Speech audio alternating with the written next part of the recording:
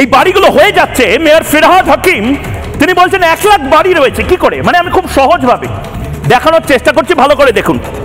কলকাতা শহরের যে এই মুহূর্তে মাটি, সেই মাটিটা এরকম, এবং আমি নির্দিষ্টভাবে এই মাটিটা যদি আপনাদেরকে দেখাই ভালো করে, আমি জুম ইন করার জন্য বলবো, দেখুন এরভাবে একটি স্ট্রাকচার, সেই স্ট্রাকচার এইভাবে গর্ত তৈরি হয়ে যাচ্ছে। যদি যদি একটা G+4 বাড়ি তৈরি হয়, আমি একদম টপ শটে দেখানোর জন্য বলবো, অর্থাৎ খুব সহজভাবে আমি যদি এটা তুলে নিয়ে হাতে দেখানোর চেষ্টা করি, নির্দিষ্টভাবে এভাবে যদি কোনো বাড়ি বা বাংলো তৈরি হয় তাহলে এখানে কোনো সমস্যা নেই। কিন্তু এই মাটিটাতে নির্দিষ্টভাবে একটি বড় লম্বা G+4 বাড়ি যদি তৈরি হয়, অবশ্যই এখান দিয়ে এই মাটিটা ভেতরে ঢুকে যাবে। ফাঁপা, কলকাতা শহরের ভেতরটা ফাঁপা হয়ে আছে, এবং এরকম মাটি, যে মাটি এই মুহূর্তে আমার হাতে রয়েছে, এই সিলিকন জেল বা স্লাইম বলা হয়, এরকম ধরনের মাটি কতটা বিপজ্জনক। এবং তারপরেও মেয়র ফিরহাদ হাকিম দাওয়াতে ইসলাম নিয়ে ব্যস্ত থাকেন।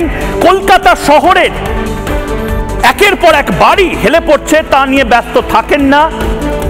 কে জবাব দেবে আমরা জানি না, কিন্তু কলকাতা হয়ে যাবে প্যালেস্টাইন।